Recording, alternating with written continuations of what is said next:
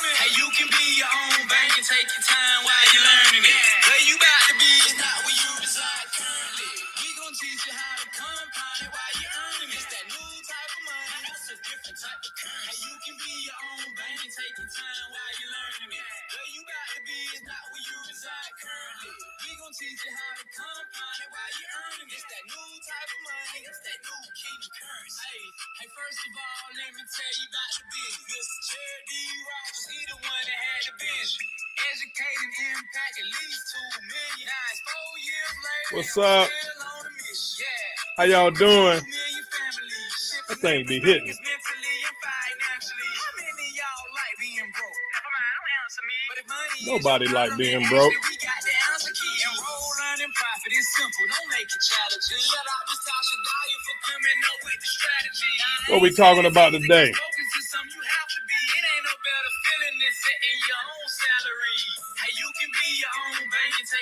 While you're learning it, reside currently. We gonna teach you how to compound it while you're earning it. It's that new type of money. That's a different type of currency. Hey, you can be your own bank and take your time while you're learning it. Where you about to be is not where you reside currently. We gonna teach you how to compound it while you're earning it. It's that new type of money. It's that new. Hopefully by now you understand, but if you don't, we got you. Up in your mind, you ain't gonna let that stop you. We gonna break that thing down. I'm gonna have to start over again on y'all. There we go.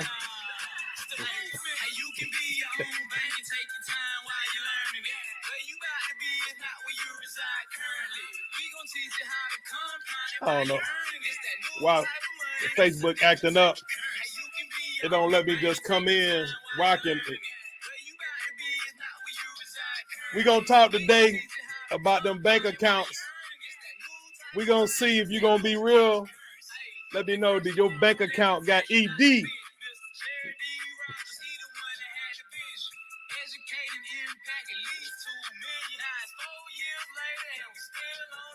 Hey.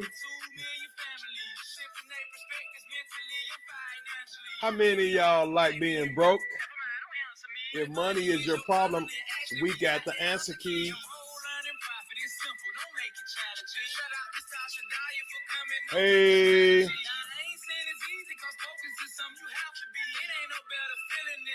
Getting some folks in here. How y'all doing today? How y'all doing? This is your boy, Coach Green of Talking Green with Green. Where sometimes we talk about your money, sometimes we talk about your mind, but we're going to always talk about the master because I believe the Lord wants you to be prosperous. The God wants you to be successful. God wants you to be able to sow seeds. He wants you to be able to reap. He wants you to be able to have that harvest come to fruition. He wants you to be able to put yourself in a situation where you can help and bless others. And one of the ways that people always are trying to do that is through their finances, right? And so we're going to talk today about, does your bank account have ED? Does your bank account have ED? And y'all know what I mean. The bank account, is it a little limp, right? Is it a little limp? And why is that, right? I like to say this subject matter, talking about finances, is almost like talking about ED at a barbershop, right? This subject matter is like talking about ED in a barbershop. In a barbershop, you'll never hear this conversation, right? Because everybody is always talking about how great things are, how good things are. So the same way people typically don't address and don't talk about their financial situation. But one of the things we need to know is that the reason why people are in stress or financial distress is because there's some things that's set up to put you in that situation that you don't even know about. So we need to understand how we got there first, and then we can move to how to get out of it, right? And one of the things that we need to understand, we're going to talk a little bit about linear income, a little bit about residual income, and then, of course, eventually about passive income.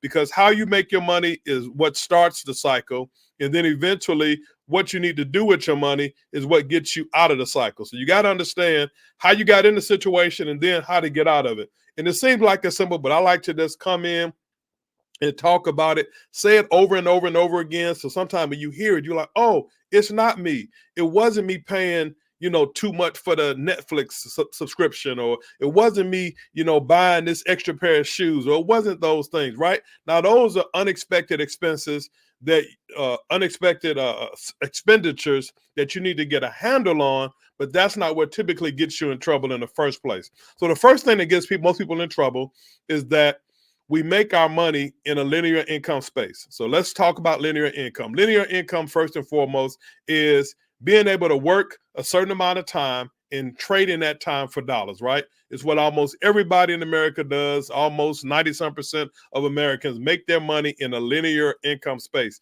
They trade time for money. So no matter how much money you make, you're always limited by how much time you have. That's really what it boils down to.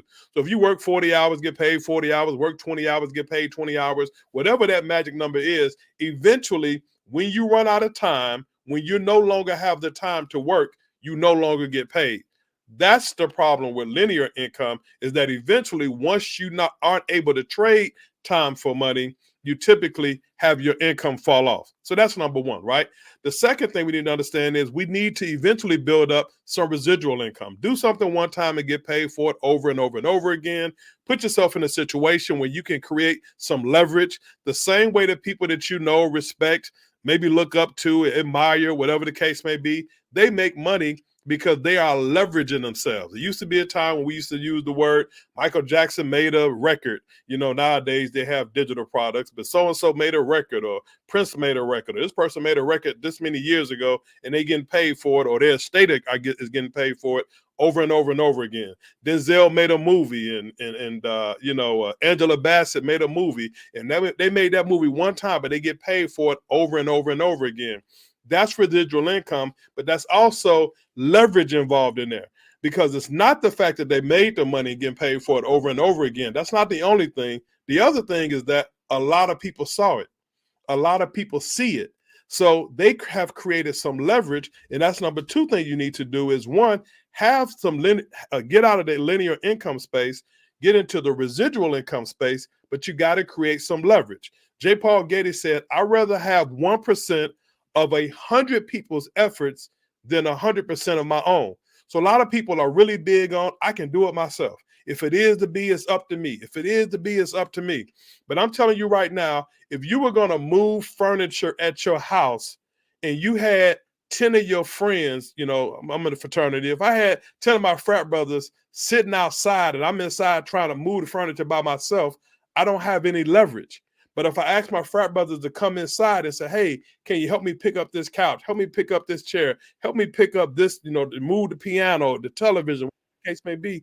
I'm creating leverage for myself, which means I'm making the job easier. So people who have residual income, they do something one time and get paid for it over and over again, but they also create leverage because either through movie ticket sales, either through record sales, or now downloads, whatever the case may be, people are now able to have a lot of people paying a little bit to impact their income. A lot of people pay a little bit to impact their income. You have to ask yourself the question, who's impacting your income outside of you? See, if you're the only person responsible for your income, you're one situation away from being, as my mother used to say, ASS out, straight, right? Straight up out of gas, SOL, that we used to say. You're in a bad situation. And that's actually one of the things that people noticed during the pandemic, is that now that I can no longer go to work, now that I no longer can do what it is I do, especially if it involved being around people, their income became limited. And that you don't want to put yourself in a situation where you're the only person responsible for your income. So you want to create some residual income. You want to create some leverage. And then last but not least is passive income. You want to put yourself in a situation where eventually the thing that's supposed to work to make money is working to make money, and that's money. Money is meant to multiply. The problem is most of us know money. We use money as a tool to pay somebody else, to pay for a good or service.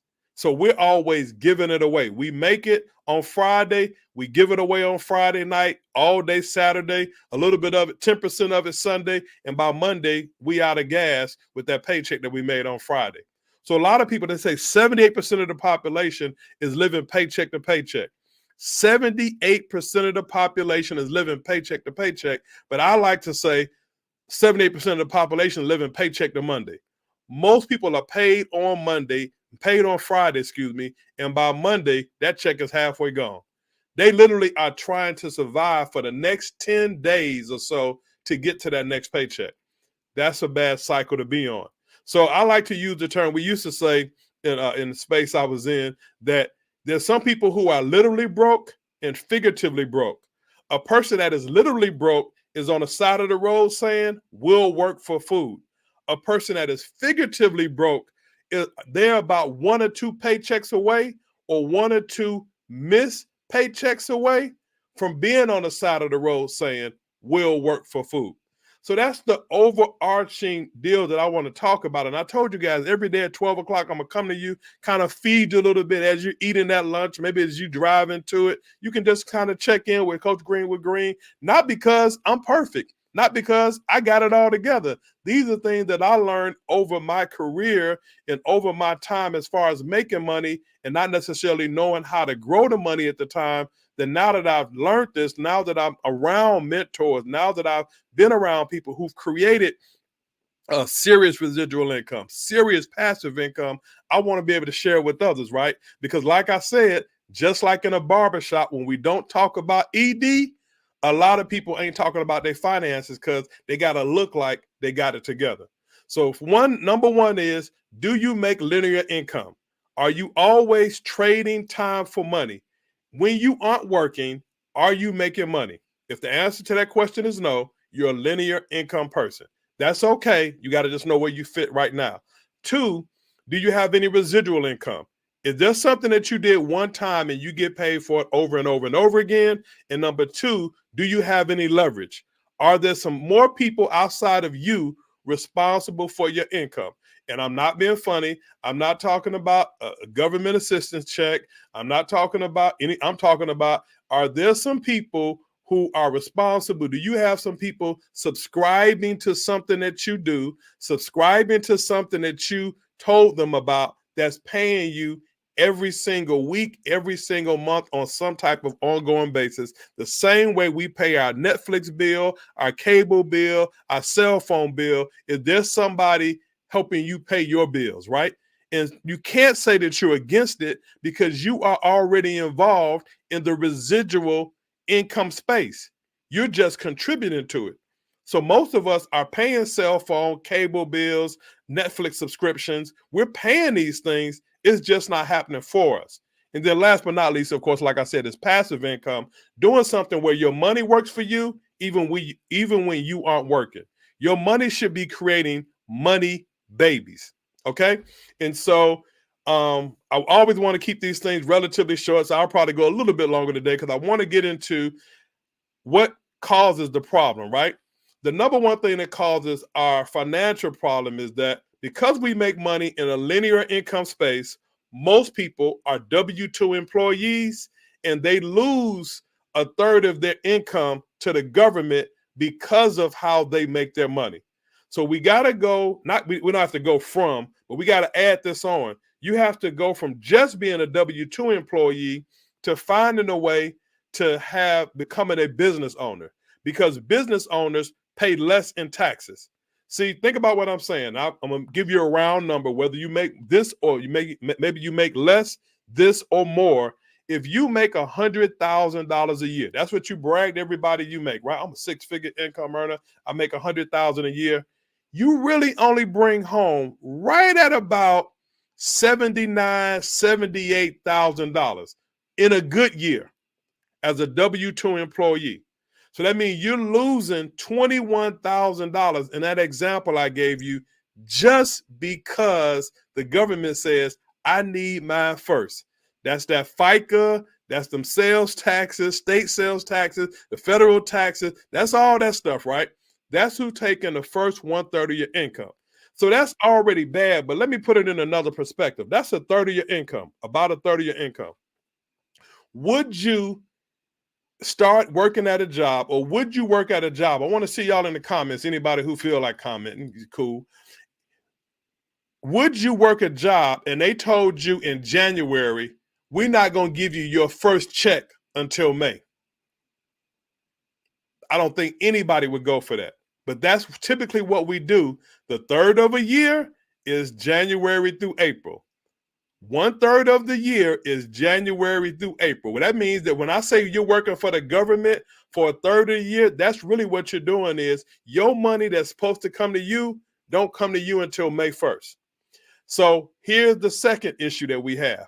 Because we lose the first 1/3 of our income to the government, the second thing that happens is we eventually start getting and accumulating debt because we're trying to make up for that $21,000 that we didn't bring home. Well, Marvin, I don't do that. I don't spend outside of my means. I'm pretty good with my finances. No, you're not. And this is what I mean by it. It really isn't you. The system is set up. You know why I know the system is set up this way? Because whenever you go to qualify for any loan that you get, they ask you, what is your gross income? They never ask you, what is your net income? I was literally somewhere today where a gentleman was doing a presentation. He talked about the banking structure, banking system, etc. He said, he admitted right there with the people there, which is not that he had to admit it, but it was admitted right there. Yep, we typically ask you, what's your gross income? So my point is, if somebody is saying you qualify for a house, you qualify for a car, you qualify for these credit cards that we're giving you, whatever the case may be, and you qualify because you make $100,000 a year that you don't bring home, you see what I'm saying? That's where that cycle starts getting a little bit, a little tough, a little janky. So now I lose the first 1/3 of my income to the government, and I'm having a problem with the second third of my income because I'm trying to pay back the money I borrowed to keep up with what I thought I was bringing home, but I wasn't. So now the last 1/3 of your income is what you're technically living off of, but you live in a lifestyle. You only really bringing home 1/3 of your income, but you live in a lifestyle as if you're bringing home all 3/3 of your income, the whole thing, and we don't. So what do we have to do? We have to get to a point where, first and foremost, we understand the power of being a business owner. And a business owner, I suggest, is being a home-based business owner. That's number one. Find a home-based business that allows you to start cutting back on the taxes that's being taken out of your paycheck. And the reason that's important is because as a home-based business owner, there's about 475 deductions that you get, things that you're doing every single day that you can write off having a home-based business. So would it just make sense that if you're going to spend on a cell phone bill, cable bill, utilities at the house, things like that, if you're going to spend on those things anyway, why not have those things become deductions instead of expenses, right? If you don't have a home-based business, you're throwing away about $600 a month. You might as well every single day when you leave your house, drive down the street, take a $20 bill and throw it out the window. Throw it out the window, throw it out the window. Linear income versus understanding having a home-based business, right? The second thing is you got to create some residual income. You got to have a way in which people are contributing to your income stream. More than one way of contributing to your income stream. It can't be the only way. So why not become an affiliate? Why not understand how to share information with others? And you don't even have to be the expert in it. You just can say, you know what? I got friends. I got family members. I got church members. You know what? And we all need this information. So the same way you do when Cash App first came out, Cash App used to tell you, if you send this link to a friend, you'll get $5 for promoting Cash App. If you got Uber, if you do the Uber thing and you send this link to a friend, when your friend do the Uber, you get $5, right? Used to be a time where DirecTV used to do a thing where if you told a friend about DirecTV, you get $10. My point is affiliate marketing that's been around forever.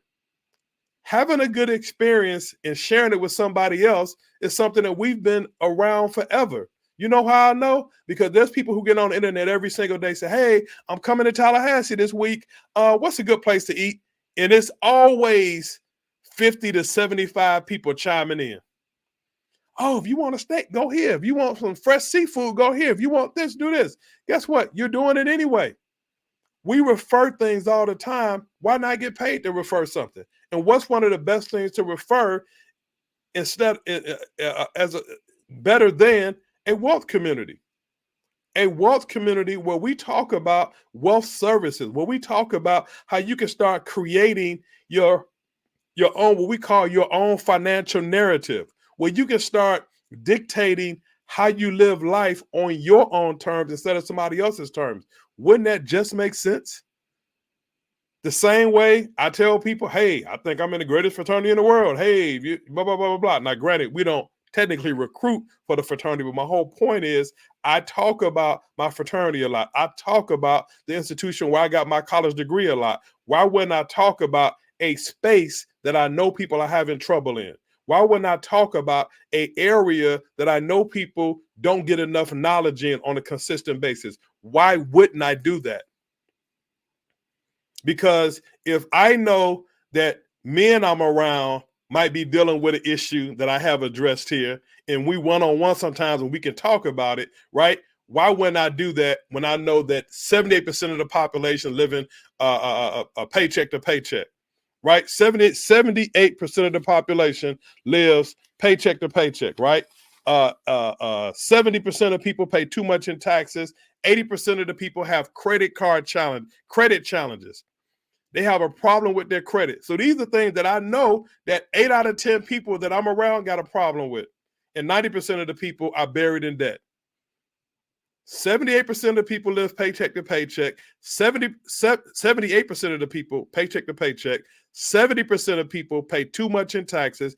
80% of the people have a problem with their credit. And 90% of the people are buried in debt. You can't tell me something that 90% of people got a problem with, like finances. So why not share a medium that people can, guess what, get their finances in order? And here's the deal about it. You ain't got to tell me one thing about your personal situation in the process. We got experts to do that. We have a means that you can do that through our wealth community. And we call it BYOB. Connection.com. That's our community. That's like our Facebook community, BYOBconnection.com. That's where we have our wealth services housed in. You can kind of look, you can pick the same way you go to Amazon. You know, you check this out. Oh man, I got a problem with credit. Let me look at this, blah, blah, blah. Bam, you can get registered right there. You know, you want to learn. What I'm gonna get to next is what's called the passive income part. How are you allowing your money to make money for you? And one of the things I'm starting to learn that a lot of times people tend to think, I'm going to just go and get more education. So people value education, and we know we do, right? There's people who 12 years of school, and when they graduate from high school, mom and dad tells them, go and get another degree, or go get a degree, excuse me. You go to school, get good grades, you go to college and get a good job, right? Go to the military. That's an experience, right? This experience is going to make you valued in the workspace, or you're going to have a career that's going to last you for 20 or 30 years. That's why we didn't tell people to go to the military to fight nobody. Everybody want a family member to go to the military, but none of them want them to go to war. So you don't even tell people to go to the military for the reasons that you think. It's not as noble, really, as most people think. You're telling them that because that's supposed to be a secure place to get a career, to get a trade, to learn a skill set that you can now benefit from for the next 20 or 30 years. College. If everybody could get out of college right now, people lie all the time. Man, you got to go to school, go to school. I'm not knocking school. I worked at a university for 25 years. What I'm saying is if your child had the ability at the end of 12 years of school, high school, making $1 million on these NIL deals that some of these student athletes are getting, if your child had the ability to do that, if you were raising, what's my man name? Tevin Campbell with Child Prodigy, or I guess Beyonce, when she was technically a child prodigy, you wouldn't be telling nobody to go to school. You typically tell people to go to school because the education is going to put you in a space where you, guess what, are now employable. You now can make more money than if you didn't go. So what I'm telling you is, let's put education in the right space. Let's just be honest with ourselves. There's some people who want to be professors. They want to be teachers. They have a passion for teaching and helping others. But I'm saying there's a lot of people who are trying to do it so they can make themselves more marketable in the job space, in the market space. So all I'm saying is, if you're going to get an education, why not get an education learning about money, how money works, how to grow your money? See, the thing that we do with the BYOB movement, the Be Your Own Bank movement, we teach you how to make the money. We show you where the money is. We go into a $7 trillion industry every single day, and we take a little bit out based on the skill set that we're learning. $7 trillion a day moves through an industry, and there's more depending on if you're dealing with stocks. There's more if you're dealing with stock options. There's more if you're dealing with Forex, right? Forex is the one I'm talking about. $7.6 trillion a day is in an industry, and we just learn how to take out a little piece every day for ourselves. You ain't going to run out of that. People talk about, is it saturated? $7 trillion a day? Heck no, it ain't saturated, right? But my point is, you got to learn a skill set and so that you can do it for yourself. See, it's time that we get away from saying, I let my financial advisor do that, or I just leave my money in the bank. What I'm saying to people is, if your money is meant to create money babies, if your money is meant to multiply, if your money is meant to be duplicated, then why would you leave it in a bank where the bank decides, I'm going to be nice? Anybody listening, y'all know whether this is true for you or not. If your money is in a savings account and your bank gives you 3% a year, raise your hand. 3% a year on your money that's in your savings account. I'll wait, because ain't nobody going to raise their hand. So why would you have your money somewhere where it's sitting there, not growing? But what the bank does, because your money is sitting there, they put it with some more money and they take it somewhere every day and make it grow. So your bank is using your money to grow their money. And then they come back and say, we'll even lend you some money, but you got to pay us interest to get it. So your bank is trading the markets. Your bank is loaning money and getting interest. Your bank is in the real estate arena, but you saying, my money just in the bank account. I'm good. I just keep putting it there. So this month I got $2,000 in there, and tomorrow I got $2,000 in there. And next month I got $2,000 in there. And then eventually that $2,000 is going to turn into $1,998 because they're going to start taking fees because it's just sitting there.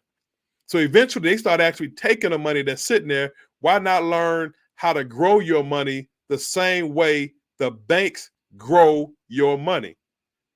That's what you got to ask yourself. If the banks are doing this for my money, why don't I learn how to do it, some of this for myself, right?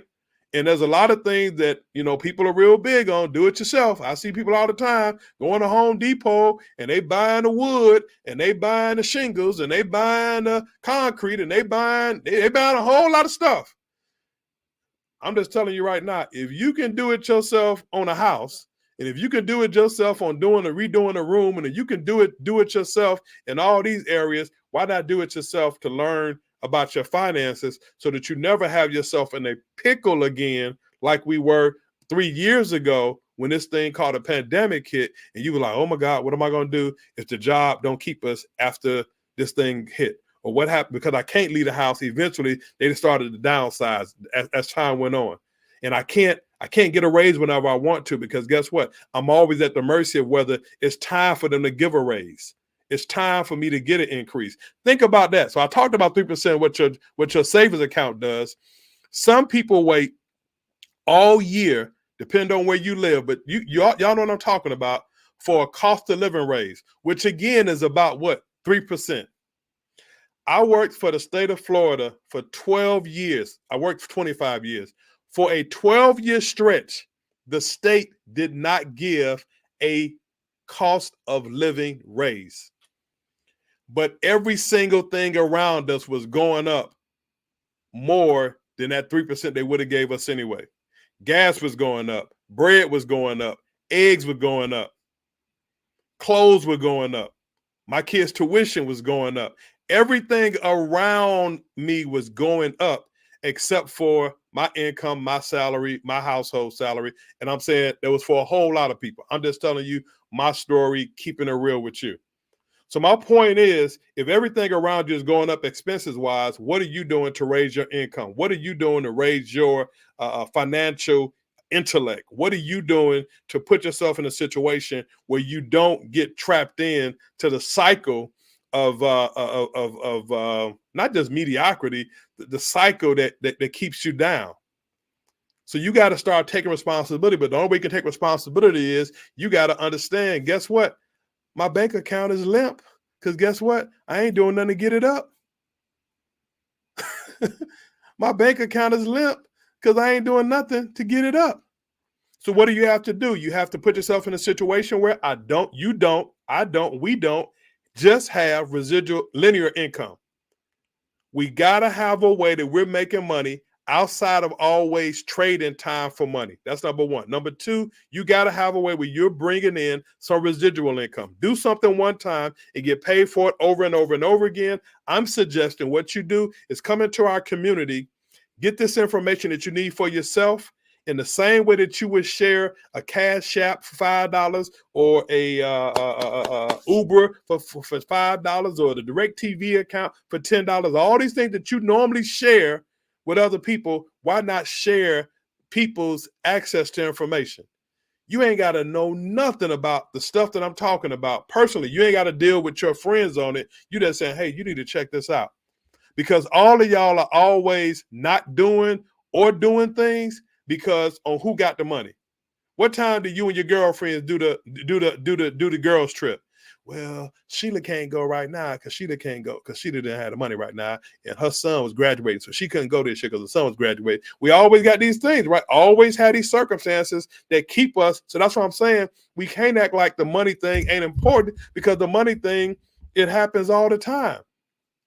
That's what kind of gets me. People kind of kill me with, man, you talk about money a lot. I'm saying because everybody I'm around talk about money a lot. At Sunday, at church, they talk about the money. They talk about your tithes and they talk about your offering. So they talk about money. When you go to the alumni event and they say, hey, we need to do this, blah, blah, blah. Guess what? They're trying to get some money. When they talking about being a donor for the athletic program, guess what? They talking about money. In order for us to compete, in order for us to be one of the best, in order for us to beat everybody else, guess what? We got to have more money. Everybody talking about money. We got to get out of this thing where it's a bad thing to talk about. That's why we're not succeeding at it. That's why everybody can tell you how many points LeBron scores. That's how everybody can tell you whether they think he better than Michael Jordan or Michael Jordan better than him. That's how everybody can tell you what's happening on all these talk shows. You know why? Because they look at that stuff all the time. So the stuff that we look at, we talk about. So all I'm saying is, why not understand that we got to get our finances in order and we got to quit being ashamed to talk about it. We got to quit being ashamed to say, you know what? My stuff is mucked up. My situation is jacked up. What can I do better? And it's not always just trying to go out and find a next job, because guess what? The next job going to take more of your time. And now guess what? You're missing a recital. You're missing the baseball game. You're missing the special events sometimes, because now when you go to that new space, guess what? That takes more time. And I think that the one thing that people learned during the pandemic more than anything else is that time was more important. Their loved ones were more important. People did not know whether somebody was going to get this virus and it could take a relative out just like that. So people were trying to figure out, after a while we were with each other. You were like, okay, I got to go see people because I got to see people because I don't know if it's going to be the last time I see them. So my point is, I know how important it is to be around other people, be around your loved ones, be around the people that you care about, because we just proved that over the last 3 years, that means something to people. Who do I spend time with? How long do I spend time with those people? What can I do for those people? And what I'm saying is, in this digital era, in this space, I just think about how my granddad made money. He was a steel worker in Chicago, Illinois. Worked at the steel mill, worked his butt off. 15 kids born. 12 of them lived for a very long time. 12 of them. And this man, every time he could get a shift, he got that shift. He did what he had to do to provide. So I'm saying if my granddad was going just like yours, I'm saying you might be from New Orleans, your dad worked on a harbor, you might be from Detroit, your dad worked at the plant. What I'm saying is if those guys got up every day no matter what the weather was, no matter what the experience was, no matter what those things were, if people were doing that every single day, putting that time in the steel mills and factories or whatever, you telling me that we can't get up and get in front of a computer, learn some information, get educated in the comfort of our own home so that we can do what? Give to our kids? See, the thing about it is most of us are making 3 or 4 times more than our grandparents made, but you can't tell it. Shoot, my granddaddy was almost like what's that movie Soul Food, when at the end of the show when they found their suitcase, right, and it opened up and the fan was blowing and the money was going everywhere. Most old school folks have larger savings account than people that we know right now who make 4 times or 5 times more than their grandparents did. Tell me I'm lying. So my point is, and you, for a friend, you're gonna say, "Well, stuff costs more." Nah, I ain't had no 12 kids. I got 3. So I did a fourth of what he did in the bedroom. But I'm telling you, that ain't got nothing to do with him being a better saver, him being a better manager of his money, and all of those things. So what I'm saying is we don't have an excuse in this time to not do the things that we need to do to be more financially astute. But you got to know what the problem is first. How you making your money is the first thing, the first hurdle you got to get past, because you're making money in a linear income space. You keep trading time for money, and eventually you're going to run out of time, which means you're going to run out of money. I don't care how much you make. Because, here's the deal. People who make a lot of money, and they'll tell you this actually. So it's not even like I'm not even talking down to people who make money, because if you make a lot of money, you can attest to this. If your family members know that you make a lot of money, guess what? We can call cousin. We can call Susan. We can call John. Because guess what? You feel like, well, John can't tell me he ain't got it. Because John and Susan, when they making them big salaries, they carrying a whole lot more people. Just naturally. People are good-hearted. People are, people are good stewards, but people are also good-hearted. So my point is, somebody who doesn't make a lot of money, they don't necessarily always have a whole lot saved up, because they typically have a lot more things they're taking care of. People who make $100,000 live in $100,000 houses, right? It's type houses, not $100,000, price, but you know what I mean. People, they drive certain kind of cars. Their kids go to certain kind of schools. Their kids got certain kind of equipment for the activities that they participate in, right? So everybody has a range. That's why I'm telling you, it's how you're making your money that's causing a problem, because no matter how much you make, you're limited by the time, but you also have a lot of obligations obligations, I would say, that kind of go along with that, right? The second thing is residual income. I'm telling you to come into the BYOB Connection community, BYOBconnection.com. I'm telling you to come into it's free. You can look that up, and you ain't got to ever tell me you were there. You ain't ever got to tell me you were there, because you literally can go and see you can see a meeting in there, and you can sign up in there, and you ain't never got to call Marvin Green again. Ever. Never, ever. Forever, ever. Forever, ever. You ain't never got to tell me. All I want to do is make sure, it's like I'm obligated to do 2 things right now. 3 things. Make sure that people I please God by serving people. That's my number 1 obligation in life right now. I want to be able to please God by serving people. I want to be a good husband, and I want to be a great dad. Both. I want to be great at both. It's hard to be great husband after 28 years, but I want to be I want to be a great husband and a great dad. I want to please God. I want to be a great family man. I want to be a great son. I want to be a great brother as well, right? But I also want to educate people on 2 things. That's why I say talking green with green. Talking green with green is a mentality, right? Talking Green with Green is about the green that we should have in our life, and not just money green. It's about the green that we need to have in our body, being healthier. It's about the ways in which we create a better financial situation for ourselves. So Talking Green with Green is so much more than that. I want to help people with their health. I'm going on a health journey as we speak right now, and I'm talking about a health journey for the rest of my life. Not just trying to do something just for a little while. I want to be cognizant of what I'm doing with my body, from here on out, because I want to see my kids, and I want to be around for my kids for a long time, but I also want to be around for my grandkids. And then last but not least, I want to make sure that people have access to financial information that can help better their lives. So whatever that support is that you need, I want you to say, you know what, Coach Green, Talking Green, I've always been a coach. I've always been a winner.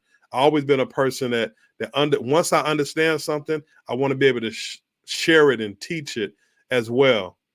So I'm saying to you, as a Hall of Fame coach, I'm a Hall of Fame coach, Hall of Fame golf coach, Hall of Fame flag football coach. I've won championships. I want to win more championships with people as I go into this next, and my wife's like to say, 30 to 35 summers of my life. 30 to 35. I got 35 more summers. I'm going to say 30. I'm claiming 35. That's at least 88 years old. I'm claiming 35 more summers of my life. I want to be able to help more people spiritually, financially, and health-wise, right? Physically as well. Physically, financially as well. Spiritually, physically, and financially. That's a major thing. Information I know, share it. I just left homecoming 2 weeks ago, and to me, I love it. I love to see my friends. I love to see the friends come back, and I know they're having a good time. I know it's taking them back 30 years. I know it's making them remember the days when we didn't have a care in the world. But there's a lot of people that's in that space that's doing two things, doing very well, and some that are struggling. And they come together and they hug and they love on each other, but nobody ever shares information that could possibly impact and change each other's lives. I know we don't do it to the magnitude that we should do it. That's the one thing when you start talking about why you went to a college university, why you were around the people that you were around, why you did the things you do. Guess what? You should be putting yourself in a situation where you're sharing information. You're not scared to say what's happening wrong. You're not be able to say to a friend, hey, I could use your help. We don't do that enough. And what I'm saying is, if your bank account got ED, you got to find a way to get it up. You need the blue pill. This is the blue pill. BYOBconnection.com. That's your blue pill. Let's get them finances up. Let's get that thing up. Understand you need something other than linear income. You need a stream of residual income, and you need to learn how to grow your passive income. And you can do that in this community. You can be your own bank, and you really can change your life forever with this information. So I appreciate y'all being here. I like to always go out how I came in. So what I'm going to do is go out how I came in, and I want y'all to hear it, baby. BYOB, baby.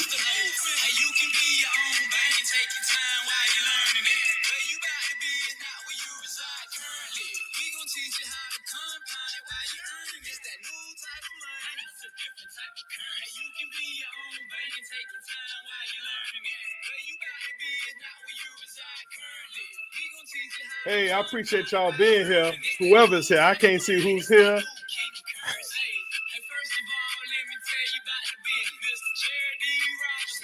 I'll be back tomorrow at 12 o'clock. I won't be as long.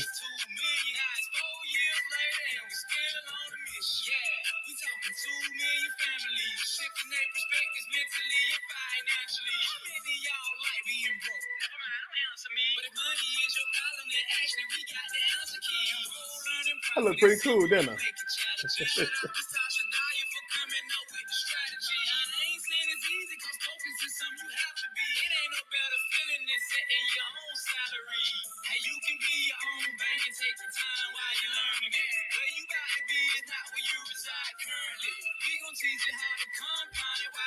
Hey, y'all be good. You can be your own bank. Come on into the community, BYOBconnection.com. Register for our next webinar. and find out how you can be your own bank.